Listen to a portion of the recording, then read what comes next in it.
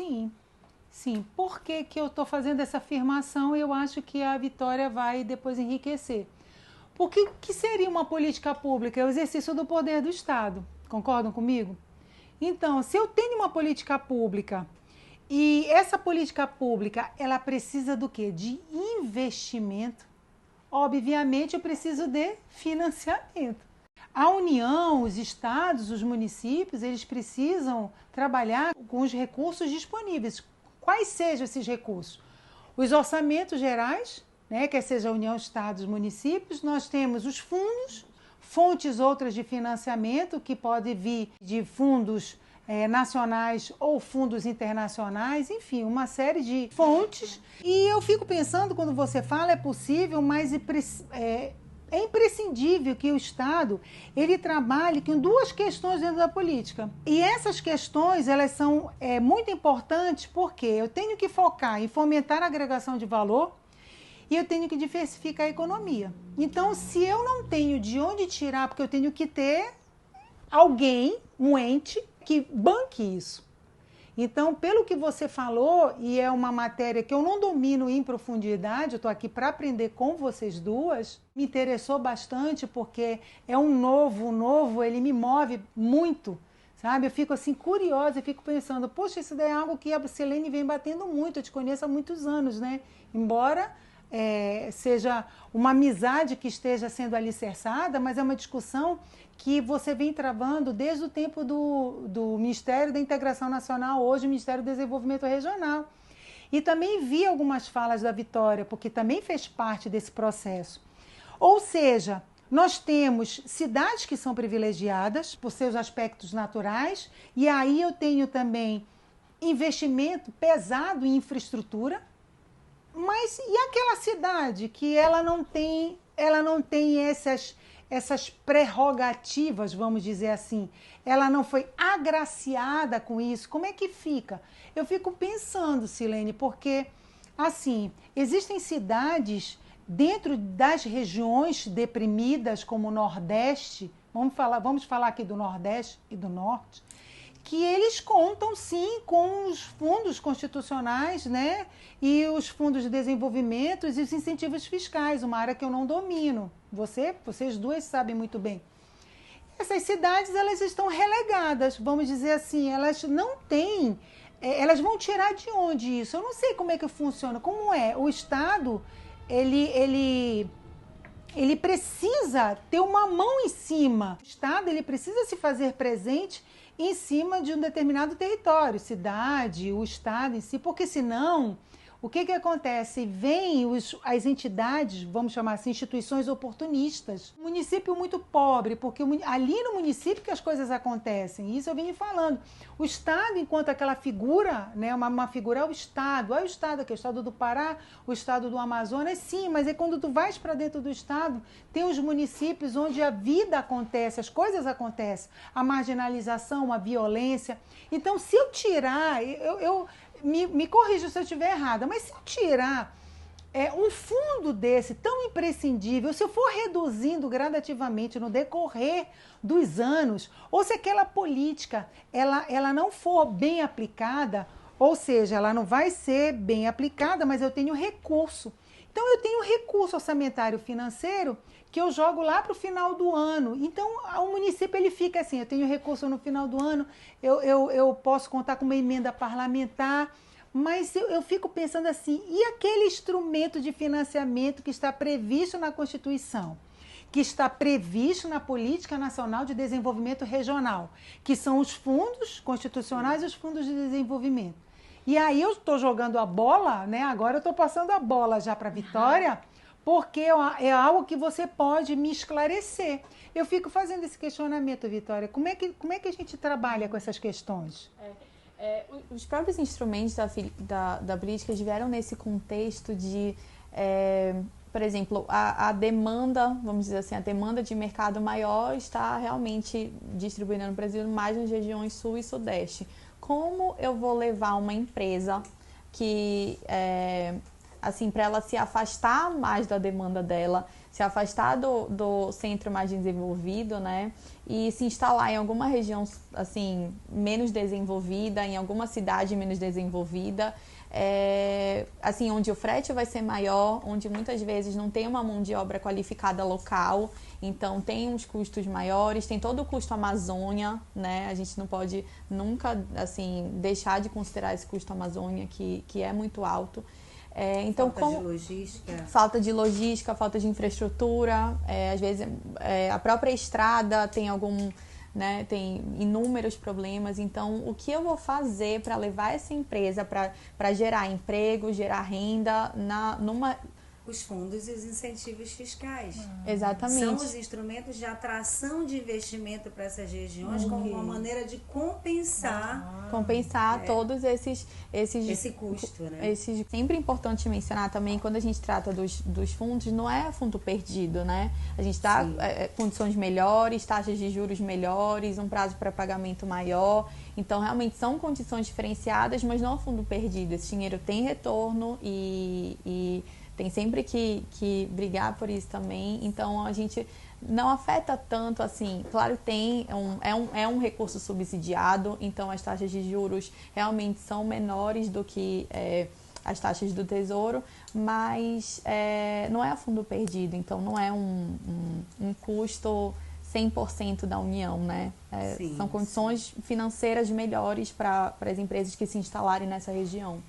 Esse recurso que sai e que é entregue para um investidor, para um empreendedor, ele precisa retornar, porque ele vai retroalimentar o fundo e ele vai servir de apoio financeiro para outros que venham, né? Então, a adimplência com relação ao pagamento desse recurso é fundamental, é um compromisso constitucional, digamos assim, de todo mundo que acessa esse tipo de financiamento ou de recurso, né? Os fundos de desenvolvimento, por exemplo, desde 2017, eles não recebem novos recursos. Então, é o próprio retorno das operações que tem retroalimentando o fundo e garantindo as operações de 2017 em diante, porque não tem novos aportes do Tesouro Nacional nos fundos de desenvolvimento, no caso.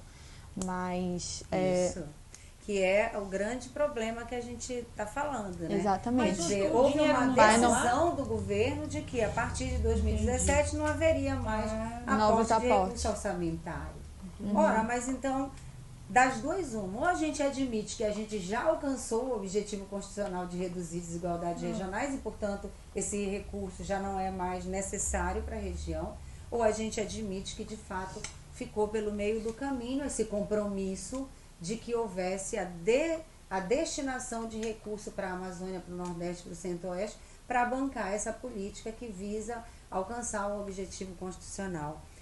Uma coisa que eu costumo anotar, chamar atenção quando a gente estuda esse objetivo constitucional, é que o Constituinte, sabendo talvez das dificuldades que seriam, né, alcançar esse objetivo, que ele, por exemplo, não usou o verbo erradicar as desigualdades regionais. Ele foi bem modesto, né? Reduzir desigualdades regionais. E talvez ao estabelecer um objetivo tão modesto, abriu oportunidade, talvez deu aso a que esse objetivo seja, digamos assim, colocado para um segundo plano. Porque a sensação reduzir, né? Que se tem está em segundo plano.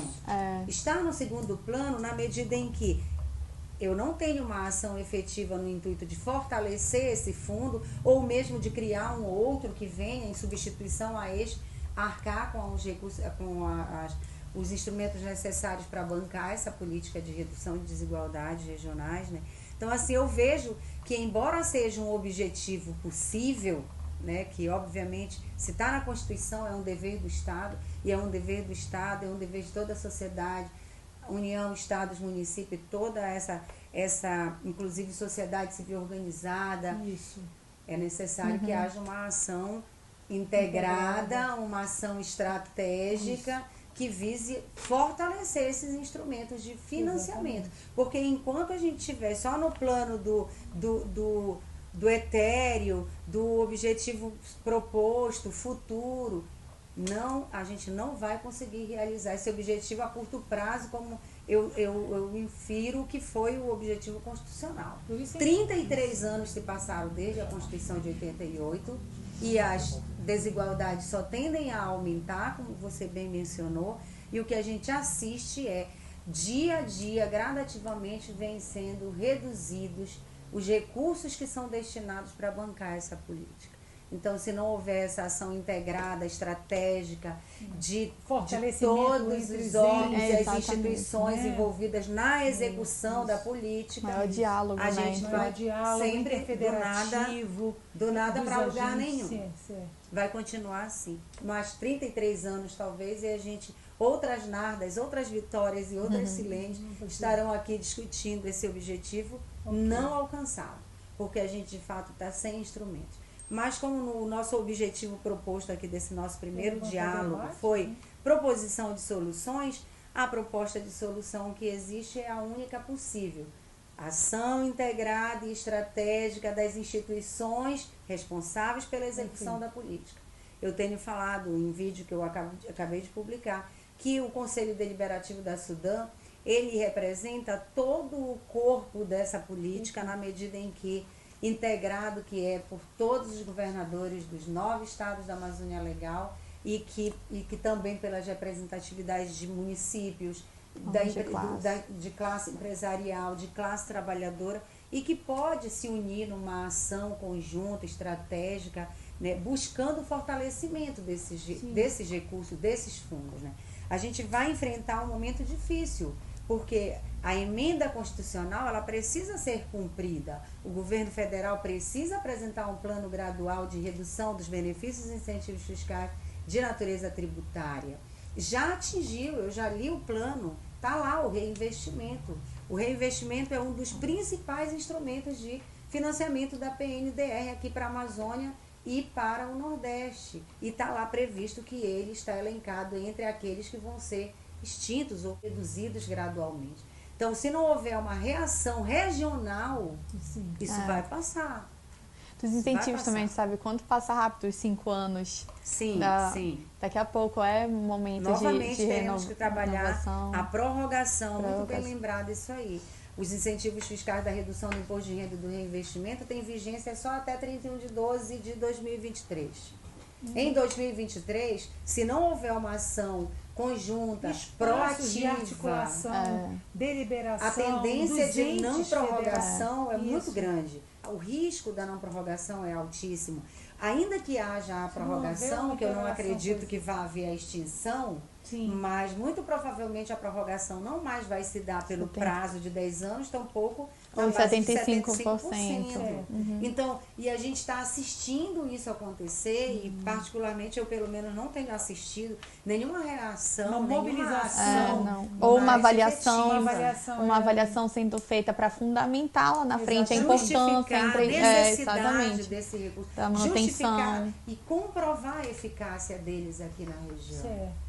Porque daqui a pouco não tem mais como comprovar. Eu costumo usar de uma brincadeira para dizer que os efeitos da aplicação dos incentivos fiscais na Amazônia Legal é que nem o Lombardi, aquele personagem do Silvio Santos, né? Porque a gente sabe que existem os efeitos, mas a gente nunca conseguiu bater uma fotografia dele, né? Uma fotografia qualificada, do ponto de vista de uma avaliação qualificada. Então, eu acredito mais do que nunca que a união de esforços das instituições atuantes com a academia, né, os centros de pesquisa, todos os atores, eles têm que estar unidos para justamente cada um na sua área. As bancadas que representam, os parlamentares que representam a Amazônia e o Nordeste precisam ter esse assunto no radar, né?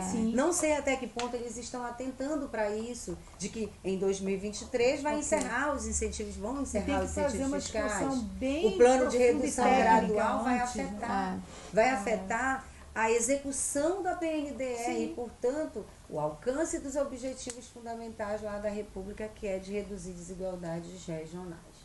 Então, esse foi o primeiro bate-papo nosso na linha desse primeiro vídeo. Tem muita coisa legal que a gente vai tem muita discussão, né, aí pela frente. Eu estou pro debate, estou animada. Porque quanto mais a gente vai criando esse espaço de reflexão, de discussão, né, a gente vai galgando cada vez mais dentro da pirâmide do conhecimento, ou seja, passar do conhecimento para a sabedoria, né? Porque leva uma reflexão. Puxa, se isso está acontecendo, o que é preciso? Então é preciso chamar todos os atores que atuam nessas regiões, mas também no cenário nacional. Todas as bancadas, porque eu não posso estar o tempo todo pensando só na minha região, no meu estado ali, Sim. sabe? Eu tenho que pensar no todo, porque é um movimento sistêmico. Então, se aquele estado ele for progredindo, ele for, sabe, cada vez mais tendo um espaço, ele começa, sabe, a criar uma como é que a gente chama? Um movimento propulsor de que não, está sendo feito, o governo está atuando dentro do meu e município. Em todos os níveis, né? Fortalece, transversalmente, como aliás Perfeito. orienta e recomenda e determina, na verdade, o decreto que instituiu a nova Política Nacional de Desenvolvimento Regional. Muito obrigada, Até Nádia, a próxima, Vitória. Até a próxima. Até a próxima. Espero que a nossa discussão tenha resulte em algum efeito positivo para o fortalecimento não só do instrumento de planejamento da política, como principalmente dos instrumentos de financiamento que estão assim correndo um risco altíssimo de perda ou de redução, o que vai afetar de maneira assim de um impacto amazônico, né, na redução dessas desigualdades aí. Muito obrigada, gente.